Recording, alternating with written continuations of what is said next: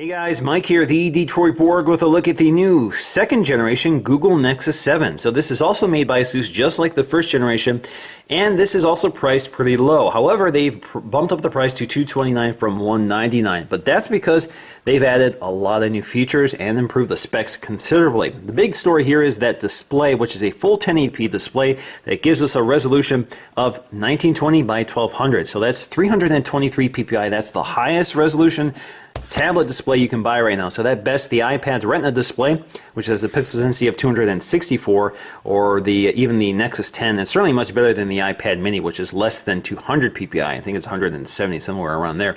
So it's pretty low by comparison. Now we also get a 5 megapixel rear find camera. The original did not have any camera on the back. It just had the forward-facing camera for teleconferencing. It's available in two capacities, 16 or 32 gig, 229 for 16 and 269 for 32 as I have here, so this is the bigger one.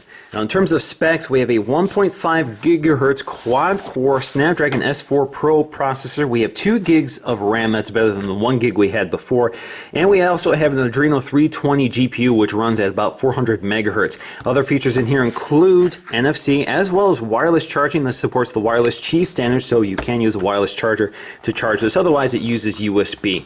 Alright, so we can see our Google branding down here, and we should have a little tab somewhere back here to cut. So let's go and slice that. Alright, so let's just lift the lid here. And there is our Nexus 7. So we have a little tab here to lift up. And we're going to set that aside for just a minute while we take a look at the package contents. So in here we'll find our wall adapter, our wall wart. So this will charge via USB, or as I said, the Qi wireless standard. We also have some literature here, Nexus 7 in several languages, English, and let's see what else we got. We got a little quick start guide, it looks like here. So it just tells you about some of the features here, including NFC, the USB port, the volume rocker, power switch. So there we go. We also have our micro USB charging cable, and that's about all. So let's go ahead and get to the tablet here. As you can see, wrapped in plastic. On the back here, it's much thinner, much lighter. That's the first thing that stands out as soon as you hold this if you're used to using the original Nexus 7. Let's just peel off this tab. You can also see it's got a smoother finish to it. Still got a rubbery texture to it, so it's nice and grippy. It's actually kind of similar to, I guess it's kind of similar to something like a Kindle Fire. Alright, so let's go ahead and take a close look at the design. The first thing that jumps out to me is just how thin and lightweight it is. You can see it's tapered at the edges, which adds to the feel of the thinness of the device, kind of creates a further sense of thinness. So it feels very nice and comfortable in the hand. It's got this nice grippable texture to it. Doesn't seem to be too much of a fingerprint magnet. We've seen materials like this used on or a texture like this used on things like the Amazon Kindle, which were fingerprint magnets. Back here you see your camera, 5 megapixel autofocusing, so a higher quality camera. Again, also records video. It's 1080p, so full 1080p. We have one of our speaker grills up here, another one down here by the USB jack. You can see it's actually split up here. Our ASUS branding. Along the right side, you'll see your sleep-wake power button, as well as the volume rocker and microphone. At the top, you'll find your headphone jack. And that's it along the side. Now along the front, just a blank piece of glass. Again, Gorilla 3, so it's nice and scratch resistant, pretty durable. Now if you look up here, you'll see we have our 1.2 megapixel front-facing camera just above the display. We also have, if you look, there we go, you can see it right there, there's an ambient light sensor, so it will automatically adjust the screen brightness to the ambient conditions. Now like all Nexus devices, we also have a notification LED light toward the bottom of the display. Alright, so let's go ahead and take a look at this design, and as you can see, it's much thinner, it's also much lighter, it's also much narrower than the original Nexus 7. So if we put this on top here, you'll see it. See how much more it sticks out. Let's look a little closer here. So you can see here they've shaved down the bezel along the edges, and it looks to be about the same height, or maybe, yeah, it feels a little longer. It actually feels a little taller than the old Nexus 7. So if we look here, yep, it's a little taller, but much thinner, as you can see if you look along the edge.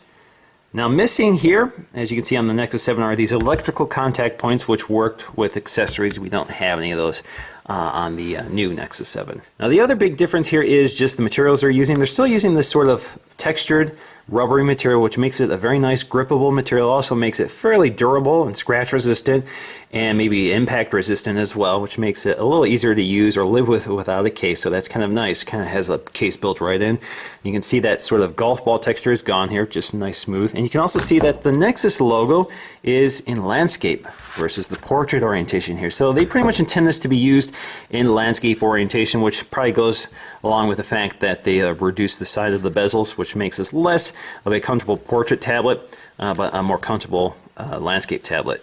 Now the layout of the buttons are the same, so you can still see our sleep wake button, volume rocker. We have our microphone position here below the volume rocker. It used to be positioned up here. We also have a relocation of our headphone jack. It's now at the top of the device. It used to be toward the bottom here on the original Nexus 7. Now you can also see they've simplified the construction here. So we have a unibody plastic design versus this sort of plastic bezel with this rubber back panel. So this used to be, you can pop this off. It wasn't really meant to be removed, but you could pop this off. Probably not the same case with the new design. Alright, so I'm just going to tap and hold that power button up here to get it started. So we see our familiar splash screen. This is familiar to Jelly Bean. Alright, so let's go ahead and take a look at our basic user interface. So if we swipe down here, we can go to our settings and check out the latest version. So we go to About Tablet, we'll see Android version 4.3. Double tap on that, you get that little Easter egg we're pretty familiar with now. So let's go back to the lock screen. We do have a few features here which are again carried over from Android 4.2, such as lock screen widgets. So if you swipe on the lock screen, you can go ahead and add another widget. Let's go ahead and add my Gmail widget. And we can select which inbox we want to display here. So let's go to primary inbox. There we go. So if we go to our lock screen now, we can swipe without unlocking the device and check out our email. You can also tap on this to jump right to that app. We can also add additional ones here. We can add Google Now, Google Keep, Google Posts, that sort of thing. So we have a few things we can add. Now let's go ahead and unlock this and take a look at the basic user interface. So you can see we have several home screens here. You can also see the default wallpaper. My Library is basically a widget that displays all your Google content, such as your books, your TV shows, movies, that sort of thing, including your magazine subscription. So you can tap on any one of these to jump right to them. So it takes you to Google Play magazines and that sort of thing. You can also remove these widgets if you don't want them. Just tap and hold on them and remove them. You can see we have a folder full of Google apps, including Google Keep by default, Calendar, Play magazines, Play movies, Play books, Play music, Currents, the Gallery app, and our People's app, which is our address book. We also have the Google Play Store as well, where you can purchase new content. If we go to our dock here, or our lower third, we can see Google Chrome, the default web browser, YouTube, as well as Maps, Gmail. We have Google Hangouts and the Camera app. Go here to get to more of your apps. This is the app drawer. So we can take any of these apps from the app drawer and stick them on the home screen. So for example, we see our new gaming app, which is an Android 4.3 feature here. So Play Games is basically a game store app. Here it takes you right to the game store where you can purchase apps and also sync all of your scores and that sort of thing right to your apps. This works with your Google account. So it's kind of similar to Apple's implementation, which is called Game Center. Now because this is a Nexus tablet, we do have our on-screen Android control, so it does take up some of the screen real estate, and it does move either in portrait or landscape. So there you go. So those buttons do move around. I actually prefer that. I actually like the on-screen buttons, but I don't like the fact that they take up some of the screen real estate. But here we go. You can see we have our Recent Apps button, which allows you to see all of your recent apps and launch them just by tapping on them, or you can swipe them out of the way, just like that, get you to close them. Take you home. If you tap home and swipe up, will take you to Google Now, which is your search and sort of personal assistant.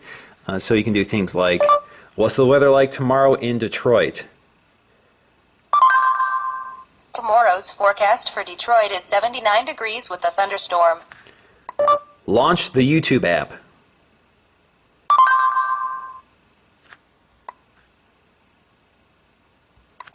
Show me pictures of the Ford Mustang.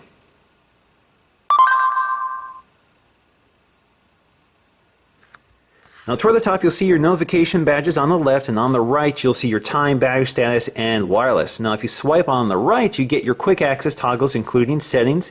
You see brightness, you see your count, time capsule, auto rotate, battery percentage, Bluetooth off and on, so you can switch Bluetooth off and on, and airplane mode. If you go to settings here, it takes you right to the settings panel. Let's swipe down here. You can also jump quickly to your brightness controls. You see you have auto brightness, and you can also manually adjust them. Now on our left, we get our notification panel, so we can see my emails, and you can expand them using that 2-finger gesture or the single finger gesture. So if we close them, we can also open them with 1 finger. Again, that's an Android 4.2 feature. We have our notifications from Google+, our updates, and we see our Google Now notifications as well, including our weather. Now this works in landscape or portrait orientation, so there we go. We can see our apps move this to the sort of column view versus the lower third view. So everything reorganizes automatically in landscape or portrait. This also works on the lock screen again, so if you rotate to landscape, everything does orientate that way, and you can also use that sort of carousel view in landscape mode to select your widget. Now, unfortunately, you cannot launch the camera from the lock screen like you can with the phone. So even though we have a rear-facing camera now, we still don't have that capability. Now, for the first time, we have a rear-firing camera. Again, 5 megapixels, capable of recording video 1080p at 30 frames per second. So a pretty decent camera. Certainly not a high-end 8 megapixel or 10 megapixel or 13 megapixel camera like we're used to on higher-end smartphones, but certainly better than no camera at all. So they've done a pretty good job here. As you can see, it has autofocusing. It automatically adjusts. You can see those little green indicators. Automatically focus. It basically tells you when it's in focus. If it can't focus on the subject, you'll see red. So there you go. Works pretty well. Just tap anywhere on the screen and you can take your photo. And you can also switch between video and photo mode. You can also see we have photosphere and panorama mode. Again, a feature we're pretty familiar with. The photosphere mode has been enhanced this time, so they've improved the algorithm for knitting all the images together. Now you can access your settings in 2 ways. You can go up here to this little circle, bring up the settings toward the center of the screen, and you can tap on them and quickly access them. But you can also just tap and hold your finger anywhere on the screen to access them. Now this is a redesign from Android 4.3, so instead of a circle, you now get this sort of half moon shape. But on the top of the settings, you can see we have our exposure values, and if you hold on that, you can see you can get quick access to your exposure, and you can see it automatically adjusts the scene for you. You can also tap and hold to switch the camera, so you can go to your front camera or rear camera, and you can also go to your settings, and as you can see, it drills down for you, so you can toggle on your GPS location in the photo.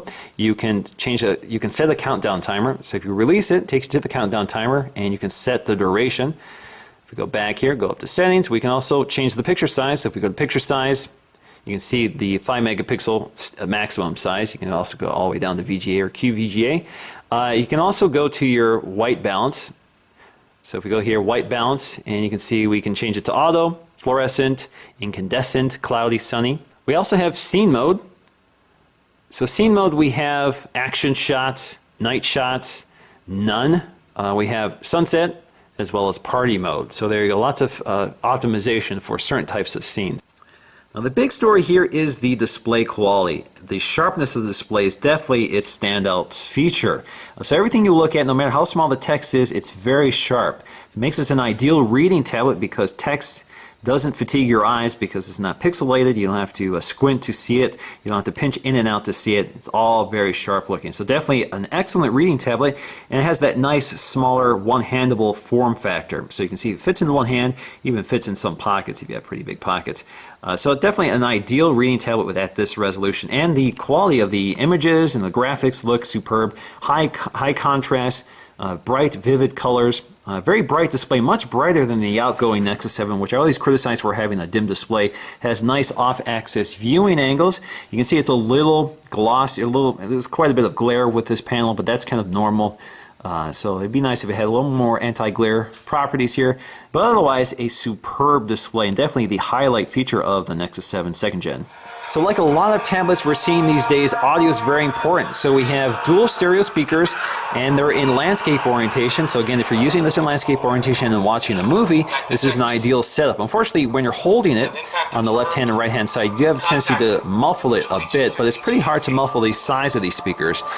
So definitely excellent audio, big improvement, pretty loud, good depth of range.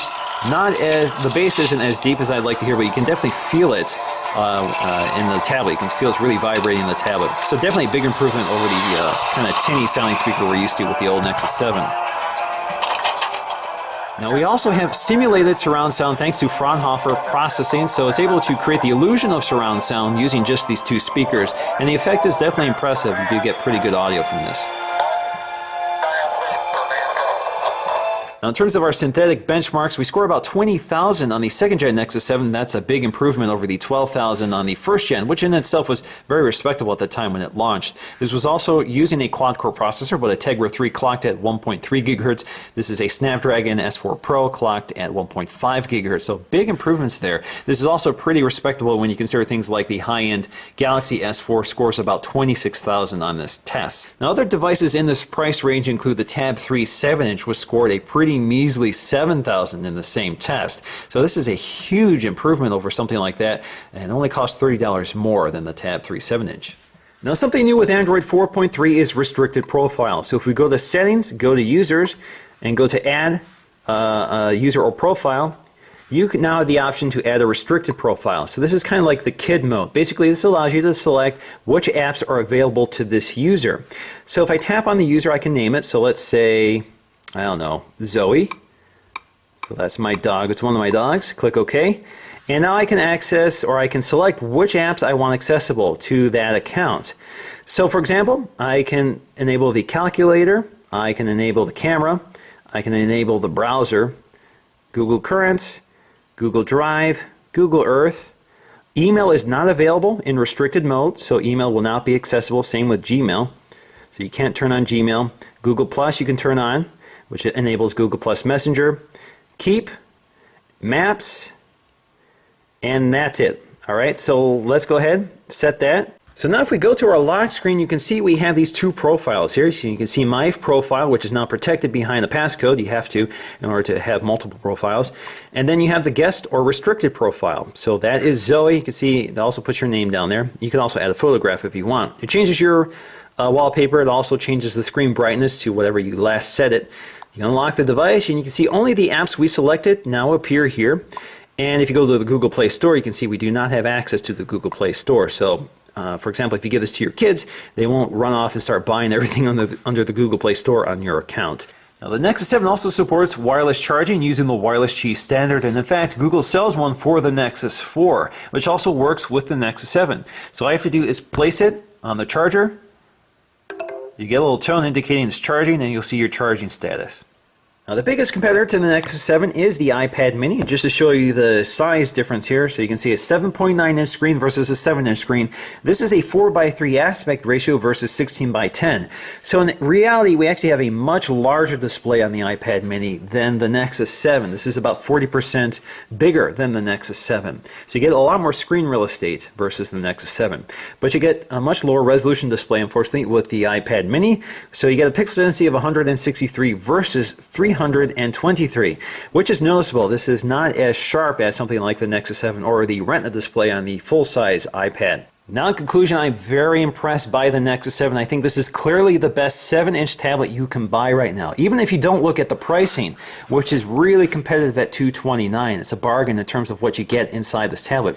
So once again, you get that high-resolution display. The highest pixel count you can get on any tablet right now is in this tablet. And you get impressive internal specs with that quad-core 1.5 gigahertz Snapdragon S4 Pro processor. You get 2 gigs of RAM. You get a fairly decent 5-megapixel autofocus camera with 1080p video. You get stereo speakers, which is a nice feature as well. So you get good sound with surround sound processing. So a great media tablet all around. It's also very thin and lightweight with a nice grippable material on the back, which is not a fingerprint magnet, surprisingly. A lot of time these sort of matte textures tend to attract a lot of fingerprints, but they've really managed to solve that problem with this material. It's also pretty durable, so you don't have to worry about scratching this material. It's kind of more I guess more life-proof.